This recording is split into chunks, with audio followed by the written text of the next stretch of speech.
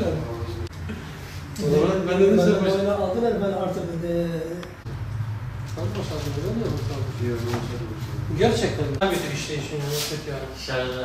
Şarjla beraber batarya. Mesela şöyle çizecek. O şimdiye göre artık başlamak inşallah. Resim. Onu yapmışız. Şey, Onu yapmışız. Onu yapmışız.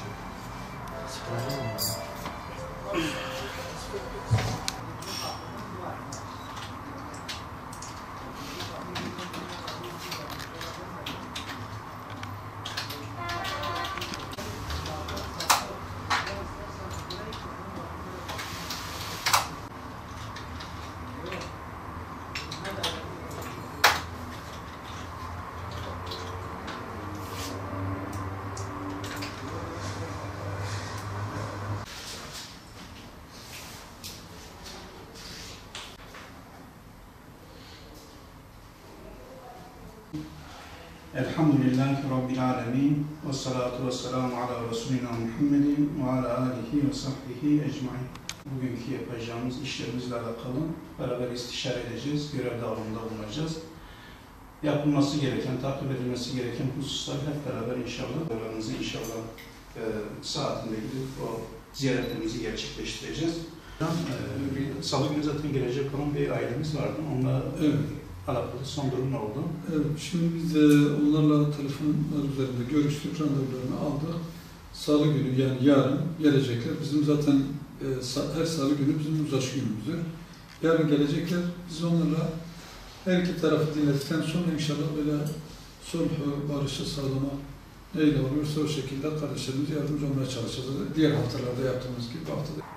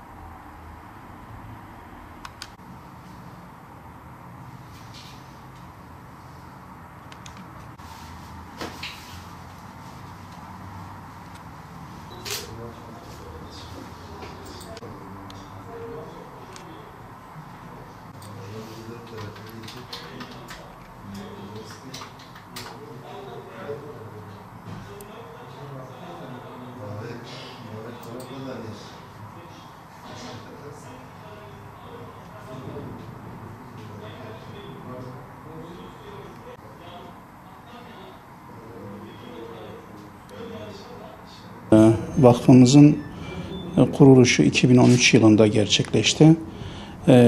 Vakfımızın kuruluşuyla beraber özellikle bizler kendimize gerek ülkemizde gerek diğer coğrafyalarda ihtiyaç sahibi olan tüm insanlığa ulaşarak onların ihtiyaçlarını gidermek için bir çatı altında toplanalım dedik ve 5 arkadaşımız ile bu vakfımız kuruldu.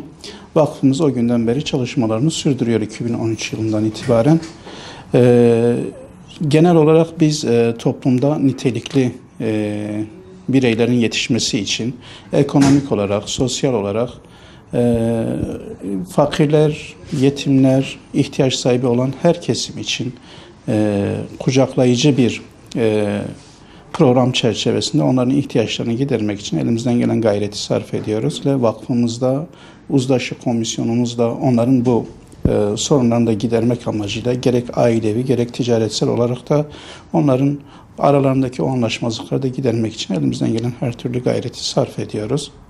Biz sadece belli bir coğrafyaya değil, gerek başta ülkemiz olmak üzere, ülkemizin sınırları içerisinde olmak üzere bununla beraber birçok kıtada, birçok ülkede yardım faaliyetlerimiz devam ediyor, çalışmalarımız devam ediyor. Biz uluslararası olarak çalışan bir vakıfız ve bu konuda da bizim projelerimiz, çalışmalarımız var ve biz bu çalışmalarımızı inşallah daha da büyüterek hayırseverlerin ihtiyaç sahibi olan insanlarla inşallah buluşturacağız. Sadece tek bir coğrafya değil, bütün bir insanla hizmet etmek istiyoruz. Vakfımızın genel amacı budur. Bunu özellikle biz kendi vakıf tüzüğümüzde, vakıf senedimizde de belirtmişiz. Bizim iş birliği yapmış olduğumuz ülkemiz içerisinde 33 tane yardım derneği var. Onlarla aramızda protokolümüz var ve beraber işbirliği yaparak kendi muhitlerinde, yerellerinde bulunan ihtiyaç sahiplerine ulaşmaya çalışıyoruz. Onların ihtiyaçlarını gidermeye çalışıyoruz. Bununla beraber yurt dışında da birçok Afrika ülkesinde ve diğer ülkelerde de bizim çalışmalarımız var. Biz oradaki o resmi olan diğer kurumlarla da protokol yaparak resmi olarak onlarla da beraber çalışıyoruz ve bugüne kadar da çok güzel hizmetlerde bulunduk. Onlarla beraber gayet uyumlu bir şekilde kendi yardımlarımızı, projelerimizi gerçekleştiriyoruz. Başta işte Arakan, Uganda, Yemen ve diğer Suriye birçok yerde de biz bu projelerimizi şu an gerçekleştiriyoruz ve gerçekleştirmeye devam edeceğiz. Bizim vakıf bünyesinde oluşturduğumuz ana projelerimiz var. Bunlar başta yetim sponsorluğu projesidir. Bununla beraber kardeş aile projesini gerçekleştiriyoruz. Öğrenci bursu ve bununla beraber gıda yardımı, giyim yardımı. Bunlar bizim ana projelerimizdir ve devamlı senenin 12 ayı boyunca biz bunu düzenli bir şekilde gerçekleştiriyoruz. Bununla beraber özellikle vuku bulan ani bazı afet olsun, işte seldir, depremdir, o şekilde olacak olan durumlar karşısında da biz mümkün mertebe ekip oluşturarak onlara yardımcı olmaya çalışıyoruz. Gerek dediğim gibi tabii doğal afetler olmakla beraber bununla beraber sömürülen, ondan sonra zenginlik kaynakları elinden alınan ve yoksullaştırılan birçok Afrika ülkesine de biz yardımlarımızı inşallah ulaştırmaya çalışıyoruz. Birçok ülkede de biliyoruz savaş hali söz konusudur. En bariz olarak şu an Yemen gerçekten de içimizi acıtıyor, yüreklerimizi dağılıyor. Oradaki o feryada biz kayıtsız kalamayız. Onun için bir yardım çalışmamız var. Şu an ön planda olan ve inşallah orada o açlıkla boğuşan yaklaşık 20 milyon insana da umut olmaya çalışıyoruz. Yardımlarımızı inşallah en güzel bir şekilde, şeffaf bir şekilde o savaş şartları altında olmasına rağmen onlara ulaştırmak için gayret sarf ediyoruz. Bununla beraber birçok Afrika ülkesinde biliyorsunuz su sıkıntısı var. Biz orada da hayırseverler arasında köprü olarak orada birçok su kuyusu açtık. İnşallah yine projelerimiz arasında var. Orada su kuyusu açmaya çalışıyoruz. Ve bununla beraber birçok insan da dünyaları şu an karanlıktır. Katarakt ameliyatı projemiz var. Onu da biz gerçekleştiriyoruz. Şu an birçok ülkede de önümüzdeki haftada birkaç yerde yapacağız. Katarakt ameliyatı projemiz de var. İnşallah o karanlık dünyaya boğulan o insanlarımıza da bir umut, bir ışık olmaya inşallah çalışacağız. Dediğim gibi burada en çok da bizi yaralayan özellikle savaş ortamındaki ülkelerde yaşanan o sıkıntılara karşı ihtiyaç duyulan malzemelere karşılık biz bir duyarlılık göstermek istiyoruz ve bu konuda da bizim çalışmalarımız var. Bununla beraber birçok Afrika ülkesine özellikle gönüllülerimiz ve temsilcilerimiz gittiklerinde ve biz onların o raporlarını da göz önünde bulundurduğumuz zaman şunu açık ve net bir şekilde görüyoruz. Aslında o insanların kaynakları var, zengindirler. Belki bizim ülkemizden de zengindirler ama birçok sömürü ülkesi tarafından o zenginlik kaynakları ellerinden alınarak kendilerine verilmiyor. Ve dolayısıyla fakirleştirilmişler, yoksullaştırılmışlar ve biz inşallah onlara da elimizden geldiğince yardım etmeye çalışıyoruz. Onların da ihtiyaçlarını gidermek için gayret sarf ediyoruz. Ülkemiz içerisinde bize gelip başvuruda bulunan muhtaçlar var, ihtiyaç sahipleri var. Ve biz istiyoruz ki hepsinin umudu olalım ama gerçekten de bizim şu an imkanlarımız kıt manadadır. Ama bu konuda duyarlı olan vatandaşlarımız var. Biz onlardan gelen yardımı bu ihtiyaç sahiplerine ulaştırmak için elimizden gelen her türlü gayreti sarf ediyoruz. Dediğiniz gibi bize başvuruda bulunan ihtiyaç sahiplerini öncelikle bir ekip olarak gidip evlerinde ziyaret ediyoruz, adreslerinde ziyaret ediyoruz. Orada onların durumlarına vakıf oluyoruz. Yani işte ev durumu nedir, sağlık durumları nedir, aile bireyleri kaç kişidir, kiraları nasıldır, artı diğer öğrenim durumları nedir? Bunu tam olarak tespit ettikten sonra kendi komisyonumuzun aldığı karar önemlidir burada. O tespit etmiş olduğumuz aile hakkında 1. derece mi, 2. derece mi, 3. derece mi yardıma muhtaç ailedir diye onu kategorize ediyoruz. Ve bununla beraber eğer 1. kategorideki, 1. derecedeki ihtiyaç sahibi ise biz ona mümkün mertebe imkanlarımız ölçüsünde aylık olarak yardım yapmaya çalışıyoruz. 2. derecede ihtiyaç sahibi ise ona 3 ayda bir ve böylece eğer 3. derecede bir yardıma ihtiyaç duyulan birisi ise biz ona da yıllık olarak inşallah yardımda bulunmaya çalışıyoruz. Dediğimiz gibi imkanlarımız keşke el verse biz bütün gelen çağrılara cevap verebilsek, hepsinin ihtiyaçlarını giderebilsek, bu konuda üzerimize düşeni yerine getirebilsek bize daha çok mutluluk verecektir. Zaten kuruluş amacımızdan en önemli unsur da budur. Ama şu an gerçekten de imkanlarımız kısıtlı. Bizim herhangi bir yerden almış olduğumuz bir desteğimiz yok. Ana kaynağımız zengin olan, varlık sahibi, hayırsever vatandaşlarımızdır. Biz oluşturmuş olduğumuz bu projelerle onlara gitmeye çalışıyoruz. Onları aydınlatmaya çalışıyoruz. Onlara yol göstermeye çalışıyoruz. Ve onlar aracılığıyla gelen o kaynakları da söz konusu artık para olur, mal olarak, eşya olarak, malzeme olarak gelen şeyleri biz bu ihtiyaç sahiplerine ulaştırıyoruz. Bizim vakıf olarak başka herhangi bir gelir kaynağımız yoktur. Hayırseverler ile ihtiyaç sahipleri arasında köprü olmaya çalışıyoruz. Dolayısıyla yani zengin olmayabilir ama yüreğindeki o acıyı hissetmiş ve o hissetmiş olduğu acıya kendisi de ilaç olmak istiyor. Gelip bizim aracılığımızla veyahut başka herhangi bir yardım kuruluşu vasıtasıyla yardımcı olabiliyor. Bu konuda herhangi bir sıkıntı yok. Biz yani bu konuda köprü vazifesi görüyoruz. Yani kendisi de bazen ihtiyaç sahibidir ama yine de o ihtiyaç sahibi olan kardeşine yardımcı olmak istiyor. Biz de arada köprü oluyoruz. Vakıf olarak bizler herhangi bir din, dil, ırk ve mezhep ayrımı yapmaksızın yardımlarımızı yapıyoruz. Yani sadece işte Müslümanlara yardım etmek için gayret sarf etmiyoruz. Toplumda ihtiyaç sahibi olan, kırılan, bu konuda bize ihtiyaç duyan her insana biz el atmaya çalışıyoruz. Gerek maddi gerek manevi olarak onun o ihtiyaçlarını gidermek için gayret sarf ediyoruz.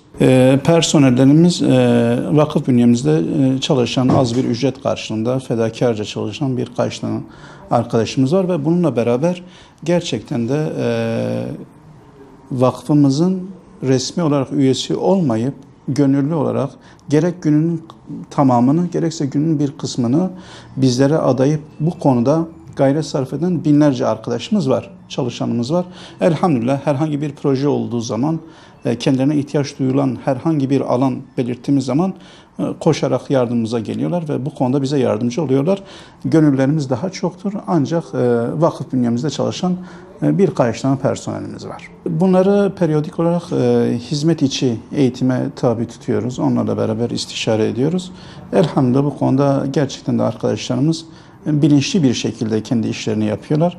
Kendi üzerlerine düşen her türlü görevi de layıkıyla yapmaya çalışıyorlar. Allah-u Teala Celle Celaluhu'nun insanlara vermiş olduğu rızıktan kendine vermiş olduğu o arta kalanı bir hayırsever olarak ihtiyaç sahiplerine ulaştırmalarını istiyoruz. Bu bizim aracılığımızla olur ve başka herhangi bir yardım kuruluşu aracılığıyla olur. Çok fazla önemli değildir. Önemli olan toplumdaki bu olgunun oluşmasını biz istiyoruz. Çünkü biz inanıyoruz ki Müslümanlar bir bedeni oluşturan azaların tümüdür. Hadis-i şerifte de bunu Resulullah Aleyhisselam belirtiyor.